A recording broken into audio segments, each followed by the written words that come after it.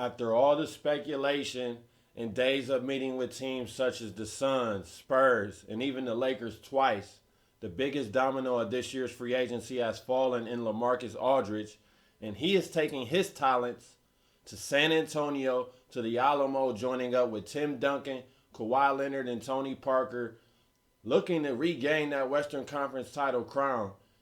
And after that move, a lot of people are jumping to the conclusion that San Antonio are now the favorites to come out of the West.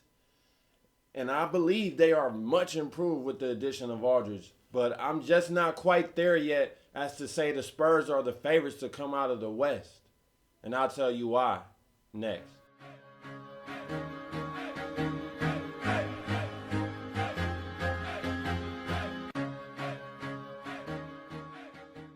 Welcome back to the Best Damn Sports Blog. Back again to talk NBA free agency, specifically the San Antonio Spurs and LaMarcus Aldridge, because they have come to terms on an agreement. LaMarcus Aldridge is headed to San Antonio on a 4-year, $80 million deal, as he will be the building block for San Antonio along with Kawhi Leonard as they head into the future, knowing Tim Duncan and Tony Parker's day is coming very soon, and Ginobili might not even be back as well this year. But overall, it's a great move, especially for San Antonio next season, because their starting five is going to be pretty mean. At center, you got Tim Duncan, LaMarcus Aldridge at the 4, Kawhi at the 3, Danny Green at the 2, and Tony Parker at the 1. Now, I'm not sure where that starting five exactly ranks, but I think it's safe to say that's a top 5 starting five in the NBA. And let's not forget, they still have the best coach in the NBA in Greg Popovich. Now, before I delve into exactly what the Spurs should expect and where would they fall in the Western Conference hierarchy, I just want to say that the Blazers, man, they have taken a hit this free agency period. They have just one starter remaining on their current roster, and that's Dame Lillard, who they just re-signed to a 5-year, $120 million max deal. So I think it's safe to say Portland, they'll be a lottery team next year.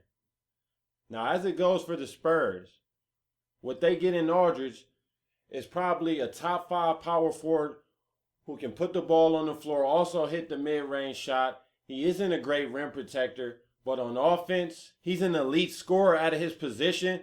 And with Tim Duncan aging, San Antonio needs another post player that can score. And although he's not necessarily per se a post player, he plays the power forward. And Tim Duncan now will be moved to center. And although Tim Duncan isn't as efficient or isn't as dominant as he used to be, he is still capable at the center position. And I think him and LaMarcus Aldridge will work wonders together. I think they complement each other well. But when it comes to defense, it's going to be a struggle for the Spurs. Neither are great rim protectors. And with Thiago Splitter out, that's one less body you also have to throw down low during the game. Now, most likely they'll go ahead and sign a center, but it probably won't be anybody that is noteworthy. So going forward, San Antonio, it looks like although they're not going to be quote-unquote a small team, their style of play will still be sort of a small ball style of play, which at the end of the day is just team basketball where you look for the open man, which might be a three-point shooter. And with Aldridge and Tim Duncan, I'm thinking that's going to open up a lot of three-point opportunities for the likes of Danny Green and Kawhi Leonard, even Tony Parker. Now, when it comes to competing in the Western Conference, the Spurs, they are right back in the conversation with the addition of LaMarcus Aldridge. But let's not forget, Tony Parker looked like a shell of himself down the stretch last year. Now, that was partly due to injury, but if Tony Parker can't stay healthy and Kawhi Leonard does not take another step when it comes to offense, I'm not sure this Spurs team is on the same level as the Warriors. Let's not forget they lost Thiago Splitter, Marco Bellinelli. Those are key pieces to this San Antonio machine. And if Tony Parker can't stay healthy, Manu Ginobili's return is a question mark. He may retire. I'm looking around and I don't see a lot of help on that bench anymore. All I see is pretty much is Patty Mills as a quality bench player on the San Antonio team. And if they aren't able to fill out their roster with more quality players that they can fit in their system, then they don't have a chance against Golden State, because Golden State can still match up with any lineup that San Antonio is able to throw at them. If they do go big with Aldridge and Tim Duncan, Draymond can play the forward, Bogut can play the center.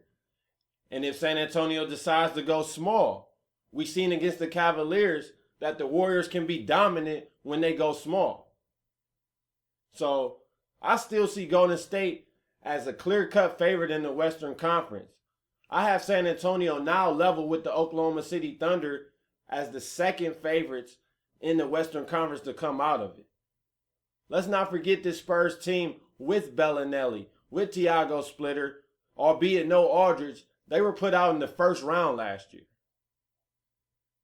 Tim Duncan is up there in age. Tony Parker is getting up there, and he did not resemble the Tony Parker that we've known him to be. And in today's NBA, point guard play is everything. If Tony Parker isn't going to be able to stay in front of the likes of Steph Curry, Russell Westbrook, Mike Conley, and also on offense, if he isn't able to contribute and resemble a top point guard in the league, I don't know how you can see this Spurs team getting past the Golden State Warriors. Like, I just don't see it. LaMarcus Aldridge is a good player, but his addition, in my estimation, does not change fate per se. San Antonio are going to have to put better pieces around than what they have right now. As constructed now, I do not see them better than Golden State. The Warriors, only player they're going to lose is Leandro Barbosa. They were able to retain Draymond Green via free agency. So they're bringing back the same team from last year pretty much.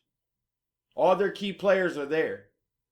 They might move David Lee to bring in another piece. So I think Golden State is the clear-cut favorite, and San Antonio is a close second, and they have shortened the gap by adding LaMarcus Aldridge. But the Warriors team we saw last year was historically great. By the numbers, they are considered the fourth best team all time. And every key player from their team last year will be back next year. Now, LaMarcus Aldridge was a great pickup for the Spurs going forward with Tim Duncan headed out soon, with Tony Parker in decline, with Ginobili on his way out possibly this year. It sets them up for a bright future pairing LaMarcus Aldridge and Kawhi Leonard. But as far as it goes for coming out of the Western Conference next year, I still see Golden State coming out. San Antonio, they'll make it tough. But as of now, they just don't have the roster to compete with Golden State, who can go 10 deep.